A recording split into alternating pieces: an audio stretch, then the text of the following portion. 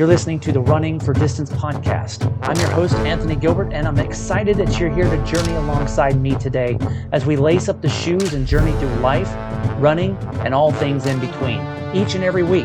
Now, let's head down the trails and see what's in store in this week's episode.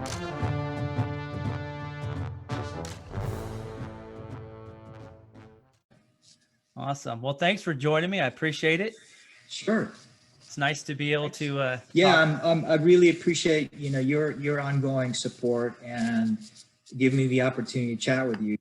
I really want to thank you for that as well. Absolutely. It's fun to talk in real time with a fellow YouTuber and runner, because it's like, we follow each other, and interact back and forth. And I know we've chatted on Instagram and stuff as well, but it's like, I've gotten to know several of you guys.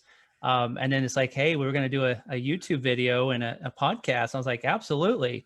And so then you really get to know the person even better, and to be able to have the bantering back and forth. And I think it really builds the community and, just allows us to know each other better. And for our respective channels, they can see, who we are. Right. And the journeys. And I mean, man, I've enjoyed following you and watching your channel has just taken off. And it's awesome. It's cool to see that happen.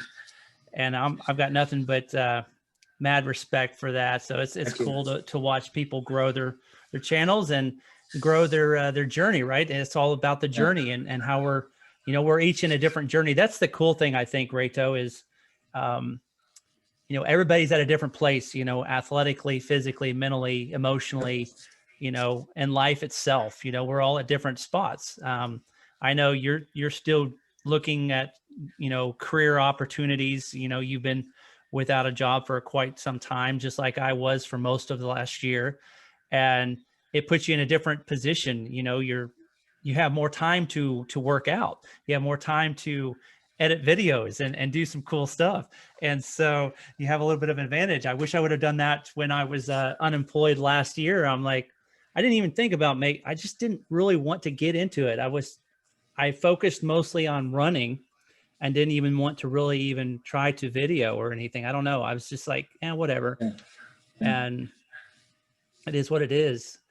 I think part of it for me was, I shared over the holidays when I did that 3x50K ultras, right? I shared kind of my daily struggles, family health issues, and my job and all that. And I think the YouTube thing has definitely filled a void, if you will, and helped me learn something new, right? I mean, if I go back and look at my first few videos, I cringe.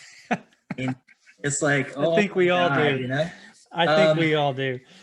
So it's been a great learning experience. And I think when, there's two choices we have, right? We can either sit at home and be depressed, right? Looking for a job, or we can go out and learn something new.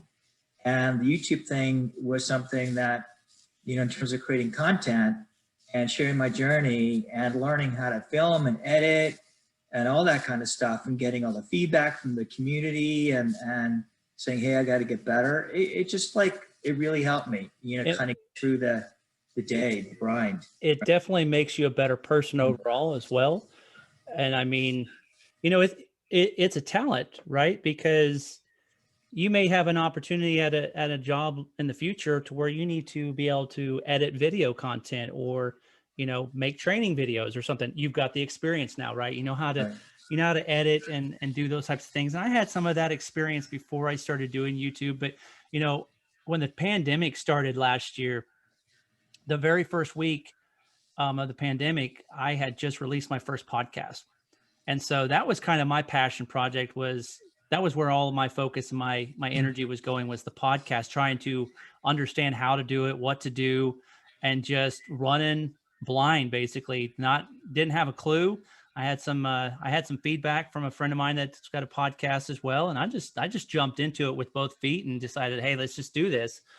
And now I'm like, I can take the podcast and I can utilize it on my YouTube channel now.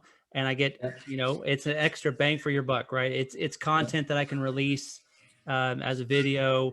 And I really think now before it was just all audio. But now I was like, to capture the video, Reto, it's like people want to be able to see the people that they Yeah. hear. It Yeah. helps you to join the conversation, right? Because when you can't do that when you're running and listening to a podcast. I get that. But somebody doesn't want to just sit there and just listen to a podcast and just not know what the person looks like. And, it adds, as we would say, it adds more color to the Yeah. conversation. And so I enjoy it too, to be able to watch somebody and listen. So I think that probably one thing about YouTube videos is, I joked with, oh, who was it that I was talking to? Um, Gosh, now I'm forgetting. um, but I was like, nobody really wants to sit and watch somebody just film 15 minutes of themselves running, right? It gets a little boring. Like you say, you Yeah. start to cringe at the original videos. I was like, I was taking 15, 20 minutes of myself just Yeah. running the streets. And I'm like, nobody wants to watch 15 minutes of the concrete that I'm running on. So Right. you've got to start mixing it up and adding new things to it. And I know you've really grown in that area as well with adding different vantage points. You're running on the trails and you capture third person or a different view, and that adds a lot of dynamic to the video and the experience because yeah, we can go first person and that's real boring. Yeah. I get Yeah. tired of hearing Yeah. myself talk. So it's like, come on, we got to do something different here. Yeah. Yeah. So, all right, let's go ahead and jump in here. So for those of you that are watching or listening in on Running for Distance, I'm your host, Anthony Gilbert, and I have a fellow ultra runner with me today. Actually, it's this evening that we're recording this. I have Reto from Run Free and Strong. He is on Instagram. He is on YouTube. Check him out. And if you just type in Run Free and Strong, you will find Reto. You can't miss him. He is an ultra running. I'm going to say you're an ultra running beast, my friend, because you are chewing up the miles and trying to keep the miles from chewing you up and spitting you out. But thank you for joining me, Reto. I appreciate it. Like we've been just talking, I've enjoyed watching you and following along with you and supporting you in your journey. And I appreciate the same from you. And it's nice to have a familiar face to be able to jump on and talk running and whatever else comes up. So thanks for joining me. Yes. So thanks very much, Anthony. Really appreciate the opportunity to have this chat with you, and also very much, your support and feedback through the months as we're doing this journey together has been very helpful. So appreciate that as well. Thank you. Yeah, absolutely. And yeah, like you said, it is a journey, and as I mentioned, we're all on different paths. And, I've changed things up myself, and you're moving forward in ultras. And, I decided my body's tired and I need to do something. And so I decided to tackle the speed work and going with the shorter distances, which honestly, I can say probably is harder on the body than in ultra running and logging the long miles, because you're going hard and fast. And I'm realizing real quick that I'm not like I was in college. The speed work and stuff, it takes me a couple days to rebound, just like it was if I were to go out and run a 100-miler or a 50K. It's going to take you some time to recuperate. While I do enjoy the shorter distances, because you're done quick, you don't recover as quickly as as a 20-year-old would. And so, but as far as recovery goes, Reto, you recently finished you ran 350Ks in, what was it, a 3-day or a 5-day span? 5 days. Okay. So for Yeah. those of you that don't know what a 50K is, it's just about 32 miles. And so, you think about it, that's roughly, you're looking at about 100 miles in 5 days. And not to say that's the most mileage anybody's ever run in a 5-day period, but it's an undertaking. And it wasn't all on flat surfaces. You were running it on the trails and wherever, in the other areas that you were running. So my first question for you, Reto, is what got into your head to start running ultras? Because, we all have our stories and we all have our reasonings. What made you want to do something so crazy? Yeah, so that's a great question, right? And sometimes I wonder myself, like, what the hell was I thinking? And you may have to edit that out. What the heck was I It's all thinking? good. Sorry.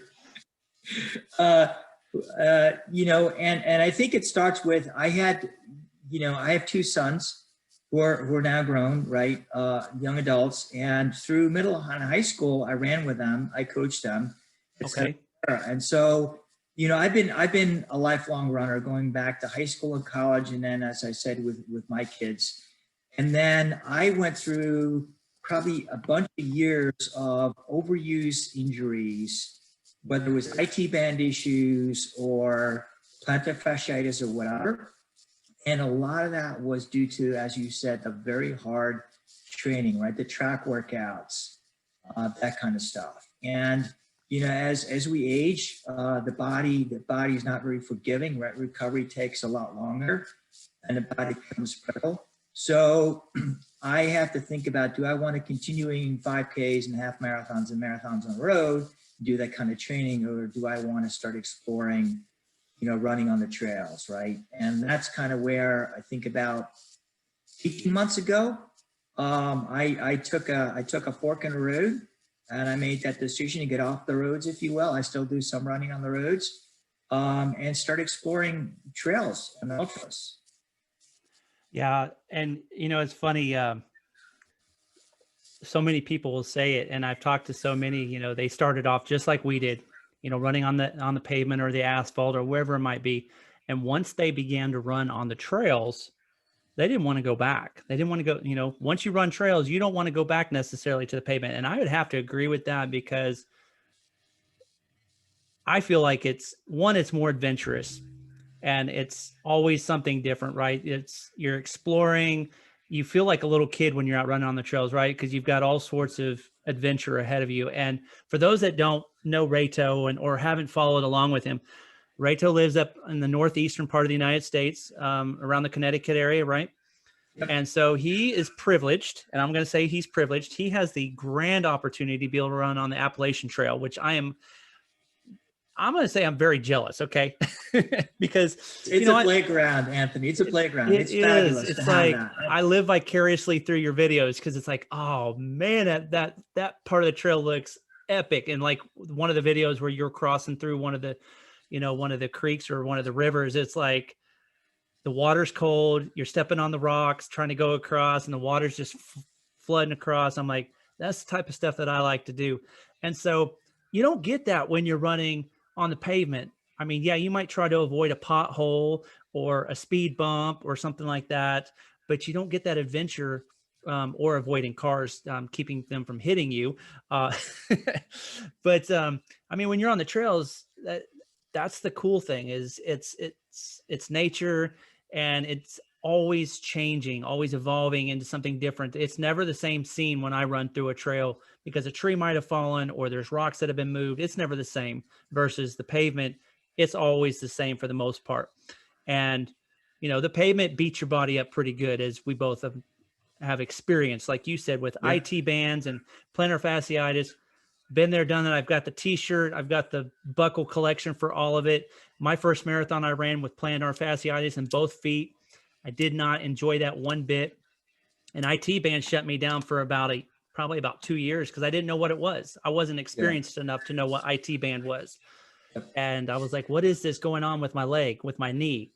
And I was like, I'm done. I don't want to run if I'm going to hurt like that. That's no fun. Nobody wants to run injured. And so, but granted, on the flip side, trail running is not necessarily, it is easy on the body, but it's a different beating on the body, right? And you've got other things that you have to compensate for, because the different muscles and things that Yeah. you're going up the hill or coming down the hill. I know you've had plenty of spills on the trails, just like I have. Yeah. So what's it like to go out and explore the playground, as you would know as the Appalachian Trail? What is it like for you, Reto, when you're getting ready to go out for a run on that trail? Yeah, so I think, one of the things that has really drawn me to trail and ultra running and to places like the Appalachian Trail is just the unknown, right? I call it white space. We just don't know what to expect when we go out there. running a 5K on the road or half a marathon or a marathon, it's the variables are fairly limited, but when you go on a trail, particularly technical trail, you don't know what the heck you're gonna, whether it's black bears, coyotes, snakes, whatever, or you have nutritional issues and hydration issues or GI issues, or twist an ankle and you have no cell phone reception. Right. A chunk of the Appalachian Trail or AT, there's no cell phone reception, right? And I can spend hours, literally, Anthony. I can spend 3-4 hours. I will not see a human being on the Appalachian Trail, right? And that's always something on the back of my mind. If I were to fall, hit my head on a rock, black out, right? Who's going to come look for me? Who's even going to know where I am, right? Right. And so there's a lot of unknowns, and I think that's really for me been very interesting, because I really enjoy solving problems and solving puzzles and trying to learn and do new things. And so it's this whole like space to explore and figure out and problem solve, and like, how do you do this? How do you do that? What if this happens? What if that happens? What's the risk, et cetera? And how do we mitigate those risks? And then there's obviously the whole beauty of being out there in nature. A lot of times I do see people on some sections of the AT, but a lot of times I don't, right? And it's the beauty of the place as it changes seasons. Right now we're coming out of the winter season in the Northeast. The snow is melted and we're going to spring, and we're going to see nature wake up. And fun to be out there week after week or month after month, and just the same trail, right? But it's never the same. It never looks the same. It's always changing and evolving. So I am so grateful to have that opportunity to run in places like that. It's just amazing. Yeah, like you said, it's that the unknown. I'm much like you. I like to problem solve, and I'm always going through. Maybe it's the Boy Scout in me, Reto. When growing up as a Boy Scout, you're always, the motto was to be prepared, right? And always wondering, what if, what's going to happen if this happens? Well, you just go and try to figure it out. Like you said, you could be out there alone for hours without ever coming across a civilization, and fall and bust your head, and nobody's going to find you, right? Yeah. But that's also the intrigue of it. Is that's kind of cool though, because it's dangerous. And as we know, men love to have danger. It's etched in our DNA. We like to do dangerous things, and we like to push ourselves to the limits. And so, yeah, it's cool to watch you going on the trails. And, like you said, you guys are getting ready to have spring come your way. You've had your share of snow. Oh my God. I was, we haven't gotten a lot of snow in Oklahoma in the last couple of years, and this year was the most snow we've had in probably a decade. Yeah. And, I like snow and I like running in it. But after the last storm we had, where it was, upwards of almost a foot by the time it was done over 2 storms, I was ready to start running and not have to worry about, ice or, not knowing where the trail was at or what's going on. And it's like, okay, I'm ready for the snow to melt. It's nice when it's the first snow. Let's get on with it. Let's run down the trail and not having interruptions, because, as we both know, you've had several of your runs. I know Brian Rosser, he had to back out of a run, gosh, a week and a half ago or so, because, well, he drove like an hour away to run on the trails and snowpacked, and it makes for a challenge. And you have to, as we both know, in ultra running, you have to pivot and you have to change directions sometimes and just roll with it. And I know many of your workouts have been altered because of that. So when you were younger, as you mentioned, you grew up running shorter distances. You coached and ran with your kids. What was your favorite distance before you became an ultra runner, and why did you like that distance? Oh my God. Okay. Take me back. You're going to take me back to high school. I was an 800-meter runner, right? In track. I ran cross country. I ran indoor track and outdoor track. And in track, I ran 800 meters, which to me, in terms of track, is probably the hardest race. Mm-hmm. It's both aerobic, but it's also anaerobic, right? You can probably run anaerobically, maybe 300 meters, maybe 400 meters. But even if you look at the quarter milers, those guys tie up when they come down the finish stretch, right? But 800 meters is really, really hard. You can't make a mistake. Whereas in 4 laps, right? If you go out a little bit too fast, or your second or third lap, you know, and you learn to close, right? So that's my favorite distance, 800 meters. And I was unfortunately too slow, so I had to move up to the mile. And then I went to college and moved up to the 5K, right? You know, and now I'm doing ultra, so you kind of get. I probably don't have enough speed in my legs, but it was fun. You know, it was a lot of fun going out there and yeah. I have to agree with you. The 800 is probably one of the most challenging events. That was one of my events in high school as well. Like you said, you can't make a mistake, because if you make a mistake, you're going to eat it, right? The 400 is quick and done. I mean, that's I ran one event in high school as a 400. That wasn't my race, because I'm not a sprinter, right? You know, I'm tall, I got long legs, but we had an injury and I had to run anchor in our league championship. And I ran a relay or 4x8. Well, actually, that was the 4x4. I ran the 4x4. Yeah. And I've never ran so hard in my life. And to think that I almost got beat, right? Because I was anchor. And that's an honor. That was an honor. To run the anchor leg on the 4x4. My God. And in the league championship at that, the only race I've ever ran, Reto, where I broke the tape. And I ran a 49 split. Really? And I almost got beat. That's great. I mean, sub 50 is really, really good, right? I mean, that's very good. But for the 800, you know, I ran that pretty regularly, and also on the 4x8 relay. Yeah. You know, I was average. I averaged, I think my best was like a 205. Yeah. For the 800. But man, training for that race is just brutal. And so, you know, I know you've done a lot of those 400 repeats lately, and I've been running some of those. And while I like the speed, and I do like the repeats, it takes me back to the high school days. But then I'm humbled real quick, because then I see my times and I'm like,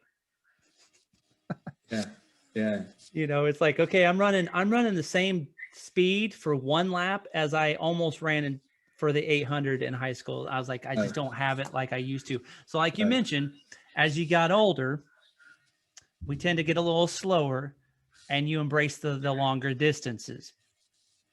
And you've embraced one of the longer distances. I know there's races that are longer than it, but you have ran the 100, and you've ran a few, and you're training for some more. I guess, what was your first 100 miler that you ran? So the first one I ran, Anthony, last year, right? 2020 was a difficult year, as you know. And I had started the journey at the beginning of 2020 before COVID broke out. And it was a plan to run a 50 miler in June, the Dam Yeti 50 in Damascus, Virginia, and then to run the 100-mile Yeti in September, right? So it was a 2-step process. Unfortunately, the Dam 50 was canceled because of COVID. So I went immediately to the 100, and that was in September in Damascus. And it was an in-person event. And, you know, I went out crazy fast, right? I was running through probably the 50-mile point. I was running a sub 20-hour, you know, 100, which for a first timer, people were looking at me like, how many of these have you done? Mm-hmm. And this is my first one. They're like, dude, this is not going to go well. Right. At mile 71, I had to drop because my hips and my back just didn't hold up, right? And I had the poles with me in my drop bag, but I didn't use them, and it was too late, right? But it was a very humbling experience, and I learned a lot from that. And then, as you know, I trained to heck for 2 months, and then came back and did the virtual Yeti 100 in November, which I did finish. So that was my first 100 in the books. How do you feel, Reto? Because I mean, I've ran the virtual races, you know, and I've done the 100 in person. How do you feel those two compare? Because I know when you're running a real race, you know, in person, you've got the support of people that are there. You've got the competition that you're running against. You have aid stations. you drop, and you go through it and you hit 71 miles, the wheels fall off and you have to pull out. But then you do it self-supported and you go out and you run it virtually. Would you say that the virtual one is harder to do than yeah, that's what I figured. What 1 billion? Great question, Anthony. And I think for whoever's listening to this, right? There's always a few people are like, oh, it's a virtual, right? It's almost like has a little bit of a stigma attached. But I think when you're talking these kind of races, I think the virtual ultra is a lot harder. And for me, it was self-supported. I had no crew. I had no pacer. I didn't even have a cheering squad, right? I literally had my car parked outside the local park where I ran on the trails. And it was a loop course. And every 6 miles, I would, stop off my car and refuel and rehydrate and do whatever I needed to do, right? And then keep going. Through the daylight, through the nighttime, until the sun came up the next morning. There's nobody out there. It was me, myself, and I. And my head trying to say, do you really want to continue or do you want to stop, right? Yeah, great question. Is that the part that was the hardest for you, was the mental aspect of keep going? Because I mean, our minds are always giving us heck, like, you don't need to do this. You're out here by yourself. What's the point? Nobody's watching. Yeah, it was, and in the video, I did, the video that I recorded, and I did a little bit of a kind of a postmortem and lessons learned. And for me, the hardest mile was going from 99 to 100. My body was in such bad shape, and my mind just was like, let's end this thing now. Mm-hmm. I just want to crawl into a hole and be done. And the last mile was just, it seemed to just take forever but I wasn't going to be denied. It was redemption for me having to DNF the first one. I didn't want to DNF the second one, but it was mentally, it was very tough. Yeah, that's, fortunately, when I was training for mine in 2019, the coach that I ended up getting, he was like, well, let's wait till 2020 to run yours. And I was like, no, I want to do it now, because much like you already had the training in the books, right? You already had the miles logged. And I was like, look, I've already gone out here and tried this a couple of times. I want to be able to capitalize on the training that I've put in, and I want to get done. And I'm glad I did, because 2020, as we know now, was a, well, we'll just keep it clean. It was a crap show for so many. And so many of those races were canceled. And, while mine would not have been canceled, it has messed with so many people in so many different ways. I don't think I would have been able to focus the way I wanted to. But, I went on the third try. And the first one, I picked probably one of the hardest ultras that anybody could race. There's a guy that I follow that I've never met him, but he's close to local. His nickname is Iron Will. He recently just had a stroke back the week after Thanksgiving. Oh, no. I mean, the guy eats 100-milers for his meals, right? And he went out and he said this course was one of the hardest hundreds he's ran in the United States. And I tried to pick that one for my first. Very technical, lots of vert. And I get 55 miles on the first one and DNF. Yeah. And I know where you're coming from. You hit 71 on the first one, and it weighs on the back of your mind, right? Because you're like, what do I need to do to change things? How do I need to go about doing it to finish? And I don't know. It's like the first one I got 55 and the second one I got 100K. And I was like, okay, third time's a charm and we're going to get it done. And there's no excuses. There's no more, because like you said, between miles 71 and 100, man, that's a dark place. That is a very dark place. And that last mile, like you said, your body was like, let's get this done and let's finish. And I remember when I was finishing my 100, Reto, it's like I thought I was sprinting to the finish line. And when I look back at the video, I look like an old man with a walker trying to get. Yeah. Because in your mind, you think me with my poles, just trying to stay upright. Absolutely. And so I know, you finished that virtual one. and now you're getting ready to train. You're, well, not getting ready to, you have been training. You've got another 100-miler that you're planning on running. Is it in April? Yeah. Yeah, it's in April. It's a 100-miler. It's called Seven Trails Ultra Festival. It's actually a really cool event, right? So it's being organized by Jason Green, who's the race director of all the Yeti races. And it's the inaugural event. And what he did is to make it more approachable and more inclusive for people. It's everything from a 25K all the way up to a 100-miler, right? With different start times. And the 100-miler starts first, then the 100K, then the 50-miler, 50K to 25 goes last. And you can drop down if you want. He calls it a no DNF ultra festival, right? So, hey, if you sign up for the 100-miler and you make it to mile 62, and you're like, I'm done, you get a medal for 100K, right? You don't walk away and DNF, which I think is a really great concept to get people into it and to give them that experience without having people freak out and worry, oh my God, can I finish? So I'm going for the 100-miler again. Where's the 3 river or the 7 rivers at? Seven Trails. Oh, sorry, 7 rivers, 7 trails. Yeah, Seven Trails. It's in Damascus, Virginia. Okay. Which is a huge kind of endurance sport. It's right next to the Appalachian Trail head there. And it's basically, it's on what's called the Creeper Trail. It's a national rail to trail. I don't know how long it is, 30 miles or whatever. It has like 150 trestles. And it's a huge kind of an outdoor camping, hiking, backpacking, mountain biking, running area. So really looking forward to it. It's an outdoors extravaganza. That sounds awesome. Yeah. And, you mentioned how that is an ultra running festival. I know some people, Reto, have opinions, and, I respect them that, some people don't like the fact that, races offer the opportunity for someone to drop down. But honestly, I think it's cool because, especially for someone that's new and has never really ran an event like that, it gives everybody the opportunity. And it's not that you're just giving everybody the opportunity to get a medal. You're allowing them the opportunity to take advantage of running a distance that they may have never ran before, right? You got people that sign up for 100-milers that probably have no business signing up for a 100-miler, but they want that challenge, right? And so say they don't make the 100-miler, like you ran your first one and you hit 71 miles.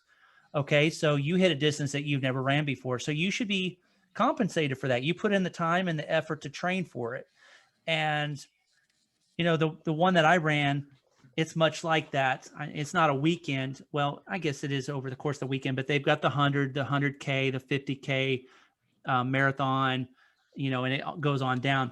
It gives everybody the opportunity to get some miles in, right? And as we both know, sometimes things happen that you weren't planning. You were running a great race and then something happened, and you don't want to just go away empty-handed, because nobody likes to go away and get that DNF. It stares you in the face. It hangs on your back like a monkey, and it can be very devastating to some people.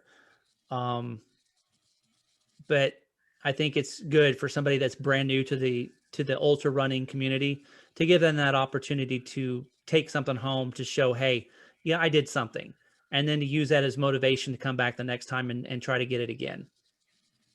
Yeah, I think you're right, Anthony. I agree with you. And it's also a way to grow the sport, right? Because, a lot of folks are scared, right? I mean, a lot of folks have done a 5K, a 10K, maybe even a half marathon or a marathon want to try a trail race, right? And yes, there are some shorter trail races, but, most of them are 50Ks, 50 milers and up, right? And that's a big hurdle for a lot of people also mentally to jump. And if it means opening things up a little bit and growing the sport and giving people an opportunity to try something new, I support it, right?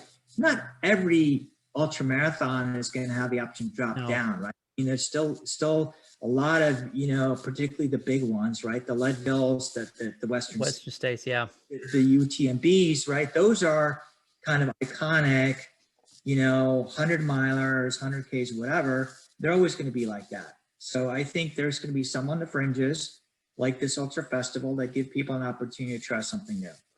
Yeah, absolutely. As far as the growing the sport, absolutely agree.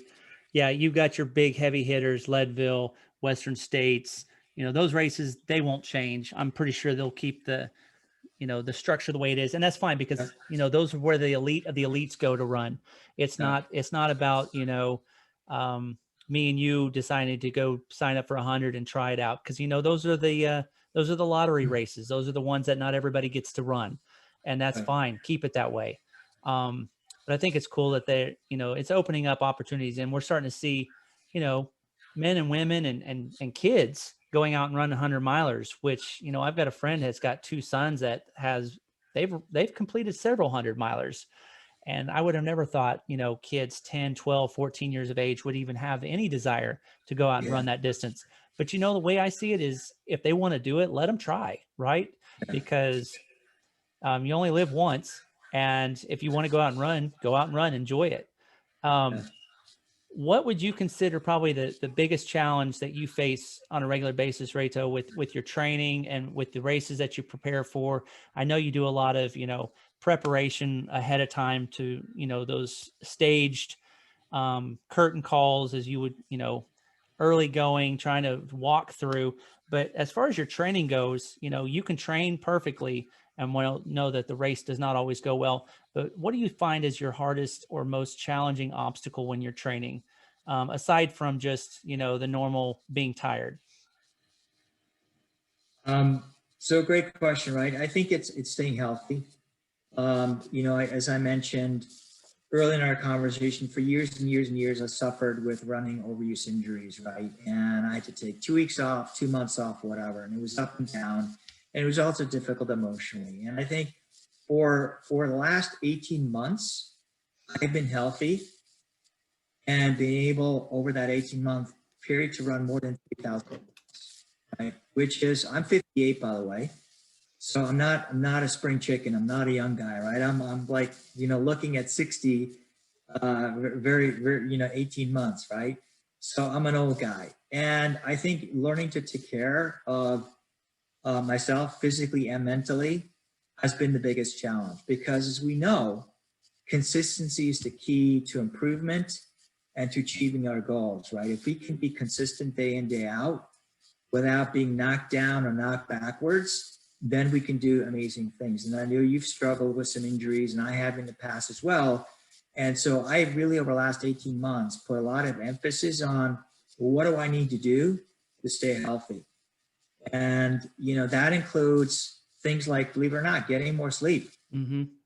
It's not easy, right? We all have very busy lives, and we have to set priorities. And sometimes, whether it's family or jobs or other interests, they interfere, right? But we have to make those difficult choices, you know. And I'm just grateful that I've been able to get to where I am. If I look at my training this year versus last year for the Yeti, I'm probably 50% more this year, right? Both in time on my feet and mileage and the kind of workouts I'm doing. And it's showing. My fitness is, I think, a lot better than it was last year.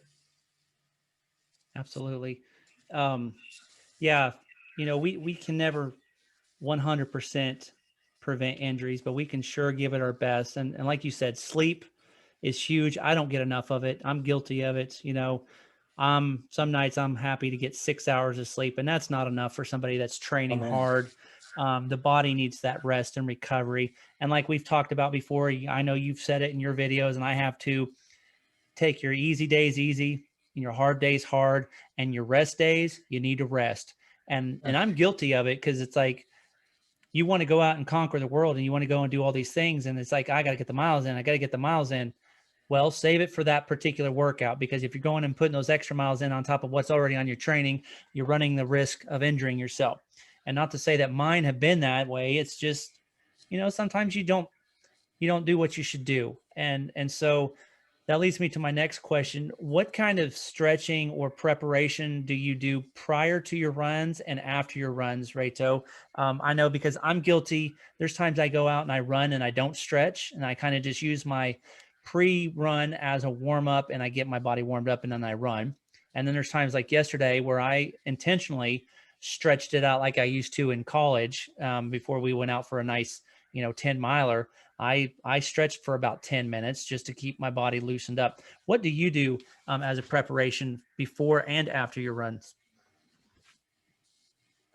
So maybe I can answer that in two ways, Anthony. Sure. First is I probably spend, and I thought about this in anticipation of our conversation, I probably spend 50% of the time that I run every week. So if I'm spending 10 hours a week running, I probably spend another 5 hours doing strength and mobility work.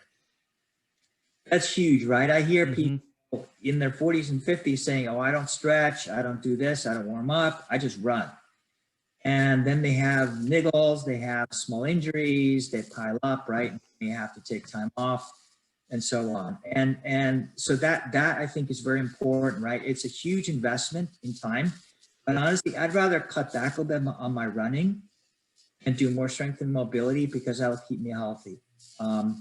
In terms of, so pre-run, I do very little. I actually do the lunge matrix. So do lunges in 4 different planes, right? Not just front to back, but side to side, 45-degree angles, etc.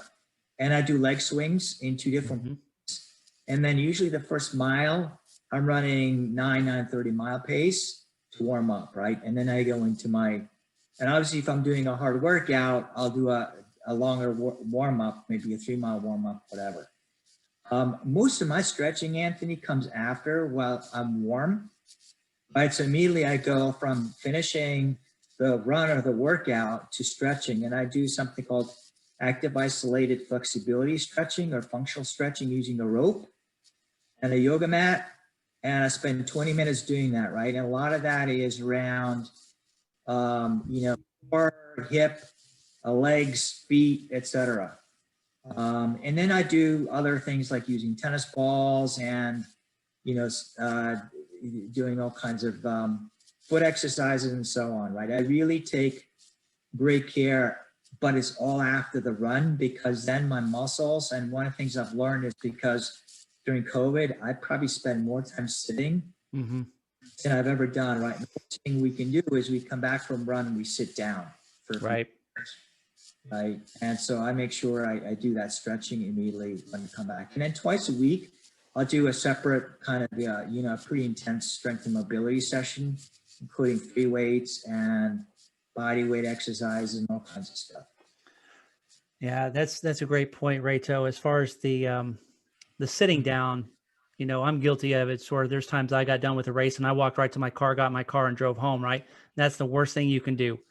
And I used to see runners, some of the faster runners, they get done with the race and then they take off on another run. I'm like, what are they doing? They're cooling down. They did their warm up because they were going out, they're running those short little sprints and, lunges and stuff to get warmed up. And they go out and they run hard and get their heart rate going and get their body warm. And then they're able to perform. And then they go out and they run another 1 to 2 miles to cool down. I'm like, what are they doing? I knew exactly what they're doing, but I'm like, probably one of the challenges for me, Reto, during the pandemic, especially, and even in all my workouts, it's like, because time is challenging for some people. They're like, I don't have enough time to work out. And so that's where it can get dangerous as far as injuries go. And believe me, I'm guilty. I'm raising my hand right now because if you cut out the opportunity to make your body or take care of your body, like you said, you run the risk of those little niggles and those aches and pains. And I'm guilty of that. I agree with you. I would rather take a little bit out of my workout to make sure my body's taken care of than going and getting those extra miles in, because if you get hurt, you're not going to get those extra miles in that you need or that you want. I probably am the worst when it comes to staying consistent during the pandemic because I've done a lot of sitting. Absolutely. I haven't done the strength training. I go out and I bought all these weights right as the pandemic hit, and I haven't hardly used them. Shame on me for that. It's just because, you got to get in that rhythm and in a good, consistent habit of doing those stretches, doing those exercises that you're utilizing. What are your thoughts as far as the strengthening and conditioning, or strengthening and training for strength training? Do you use just light weights? Do you use heavier weights? Do you kind of use a combination? Because I know in my experience, squats and you know, deadlifts and things like that to strengthen the lower body. What are some of the things that you utilize, Reto?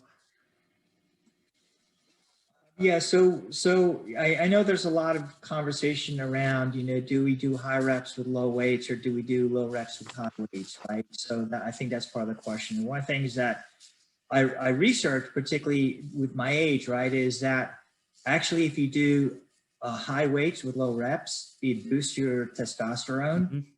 which is very important, right? Because there's as runners, you know, it's catabolic, right? It breaks down your hormones, whereas lifting is anabolic, right? So those are kind of offsetting. So you want to do a little bit of both. And so I don't max out, right? I don't go crazy. I'm not a bodybuilder or power lifter, but I do use higher weights with low reps. And I do a lot of, you know, what I call running specific or ultra and trail specific exercises. So a lot of things like the Romanian deadlift, right? Or squats and things like that. And Anthony, I've really noticed the improvement in my ability to run technical trails because my strength, my stability, right? I can turn those corners. I can jump over rocks, right?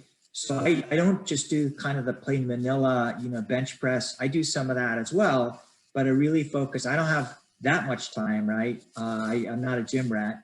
So I really focus on things that are single leg type exercises, you know, flexibility, range of motion, stability, right? Those things that are really going to help my running and keep me healthy. Sure. Yeah. It's not like you're going to need to be bench pressing as a runner. Cause I mean, granted, we do use our upper body. Absolutely. Yeah, But you don't need to bulk up. You don't need that extra bulk. Um, I would honestly say, you know, some, arm curls or even push-ups would be more as beneficial as, you know, bench pressing would be, because you don't need a ton of upper body strength. You just need to know, you know, enough to go. Now the legs, that's a different story, like you said. When I am lifting, it's the lower stability, you know, those kettlebells are probably one of my favorite things to do, you know, to where you're building your core. And the single leg raise, you know, the single leg, what is it? deadlifts, the Romanian deadlifts, probably. Romanian deadlifts, and then there's also another one I can't remember. What I would do is, you know, you would take some weights and you basically you're leaning forward, right, and you raise your leg back and you're leaning forward to try to touch Yeah, the ground with the weight. Isn't yeah, it? Is that a Romanian deadlift? Okay, yeah. That's really hard. I'm still working on perfecting that, man, without falling over. I probably should do some video, like America's Funniest Videos, to where I post that on my YouTube, to where I'm trying to do these stretches and these strength training exercises, because my balance is horrible. Um, and you know, I've got the balance, you know, the balance ball. I know in the gym, when I used to work out in the gym, they had a Bosu ball, and I love that. Um, as I guess it's got a circular thing on it where you stand on it and you basically try to keep your balance, you know, like the balance boards, those types of things. Those types of things I think are the best, because it gives you the ability to stabilize your balance. I don't have very good balance. A lot of that's based off of poor ankle strength from all the injuries that I've had, Yeah, you know, in the past. Um, but like you said, to focus on those specific exercises that are race specific or trail running specific are huge, because that's what you're going to need to do. So yeah, those Romanian deadlifts or those whatever it might be, one-legged stands, you need that stability in those ankles to be able to turn on a dime and to jump over the trees and those types of things. So yeah, squats are another one. While they burn, um, they're huge, because your lower body, you need that thrust to be able to go. I know you started doing some of the running up the hills, you know, and it's one of the things I wanted to ask you, because, you know, you mentioned it in your video this last week. You know, as ultra runners, I've always been taught ultra runners walk uphill and they run the downhill, but you still have to build some strength to go up the hills, because, you know, you look at people like Jim Walmsley and Camille Herron and some of these other elite athletes, they don't walk the hills, they're running the hills. From when I see them, they don't walk, they're running and they're chewing up the miles as they yeah. go. um but it drives me crazy, Reto, because, you know, it's like my coach would say, you need to walk the hill. And I'm like, I was taught in school that you run and you power up the hill and then you coast down the hill, right? Or you take advantage of the downhills. Um, how do you feel about that? Because I know, you know, you've walked your share of hills, but I know you've Yeah. also started to incorporate some of that going uphill. Yeah. So I think, did you run cross country back in the day? I did. Okay. So cross country, absolutely. Back in the day, right? We were taught power up the hills and then cruise the downhills, right? Mm-hmm. Our cross country, depending whether it's high school or college, is a 5K or an 8K or 10K. It's not a 100 miler. And I think, if we're kind of middle of the pack or back of the pack, we're probably walking or hiking the uphills and running the flats in the downhills. But I'm now looking at, there are uphills that are 3 to 5% grade that are probably runnable, Mm-hmm. right? And then there are going to be, 9% and up.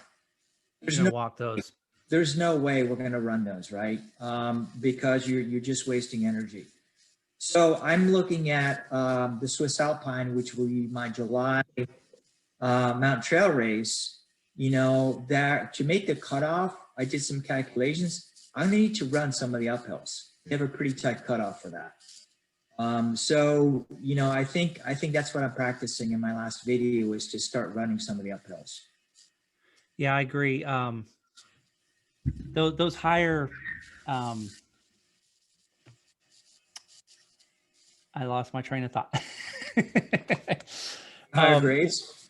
Yes, the grade of road. You know, when you've got a low grade, absolutely, you're probably going to run those.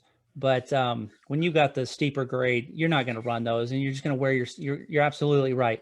Because in high school and cross country and college, you know, it was 5K, 8K. You're not going to kill yourself if you run the hills because, you know, it's a short race. You don't have to save it. You don't have to save up for later on, right? The race is done within, you know, a half hour and you're done. Whereas we both know with a 100 miler, you know, you're sleep deprived, your calories are, you know, you might be depleted calorically, hopefully not, but you got to save something for later because we both know your body completely starts to deplete. It starts to deteriorate. Your muscles start to go to crap. Your mind is gone, and you've got to have something in the tank. And so, yeah, it makes sense to walk the hills. Now, granted, there are some hundreds that I've been in. It's like all it was hills, rolling hills, hill after hill after hill. I'm like, all I'm doing is walking because it was constant up and down. Yeah. But I've seen plenty of people, Reto, where they walked those hills and they were past the people that were running those hills at the end. And it's like that, it blew my mind to see somebody that was walking actually beat somebody that was faster. And it's because they had something left in the tank at the end of the race versus that person that took off like a rabbit thinking that they can go out and they can just destroy it. You know, my coach told me, he's like, if you're going out slow, you need to go slower. I said, what are you talking about? He's like, you need to go 15, 17-minute miles. And I was like, I'm walking at that pace. He's like, then walk, right? Walk those hills. So what, I know, Reto, you've had your share of challenges in the last year. And you've talked about that in some of your videos, with mental, the mental side of things and health and family. Is that one of the reasons why you stay running, is just to kind of keep your mind clear and to help you focus on things? So I know for myself, running is my therapy. It helps me to clear my mind and helps keep me in check. Absolutely, Anthony. And we both talked about the whys right behind running. And for me, it's obviously there are a lot of whys, but one of them is clearly to take care of my mental health. And I think if it were not for running right now, last year, 2020, and also this year, would have been impossible for me just to kind of navigate through my daily struggles and through some of the family health issues I've had, whether it's with my dad or my brother-in-law, both prostate cancer, right? Or my son having to go through multiple shoulder surgeries, or me losing my job because of COVID, right? All those things. So running, definitely, I think it helps me get up in the morning and have something very positive that will motivate me and inspire me to get out the door and go out to nature and just feel good and kind of process whatever, the issue of the day is, and come back refreshed. And I can tell you, sometimes it's hard to get out, right? That front door and putting on the trainers. But once we're in the run and once we come back, it feels so good, right? We feel cleansed, refreshed, recharged, and we're ready to go back and battle the issues again. So yeah, absolutely. Yeah, I don't know how many times there's times that I felt like complete crap and I had a bad day, right? And either I felt bad physically or just mentally. You go out for that run and you clear your thoughts, you burn off some Yeah, toxins, you get done. I was like, man, I'm glad I did that because I feel way better, right? You right. always feel better, even though you're tired, you always feel better than had you not done it at all. Yeah. Um, yeah, I don't know how many times this last year where it's like I needed that run because much like you, I lost my job and you needed something to keep you occupied. And so I know for myself, I've got other things I like to do as I showed in my video last week with me playing disc golf. Yep. Um, what are some of the other things, Reto, that you do on the side that you have passions for besides editing videos and stretching and running, because there's some people all they do is run, but I know we Right. have to have a balance. And so what are some of the things that helps keep you balanced that's not just running related? Yeah, so I'm a little bit different, right? Because I'm older and my kids are grown, right? So my youngest is a freshman in college, and my other guy is graduated and working. So I don't have the kids to go play soccer or fly kites and do those fun things, right? So it's basically stuff I do for myself. So I am a little bit of a coffee geek, right? So I really enjoy, yeah, I enjoy kind of buying single origin organic coffee, and I have both a high-end Italian handmade espresso machine, and I have a separate coffee machine. I have a grinder, right? So I spend quite a bit of time putting espresso shots or making different kinds of drinks. I also collect wines. So that's a hobby that I started back in graduating from college when I got into buying French Bordeaux futures and making a little bit of money on some very nice French Bordeaux wine. And then I love to cook and bake, right? So I just whatever I can. I don't need to look at recipes anymore. I had my both my mother and my two sisters are like professionally trained chefs. So I had a family, and I was kind of the odd guy out. So I learned, and yeah. So those are just some examples of things that I enjoy doing outside of running and the YouTube thing. You're speaking my language when you start talking coffee.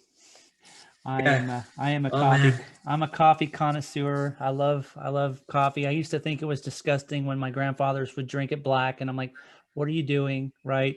But man, there's nothing better to smell aside from smelling a great wine.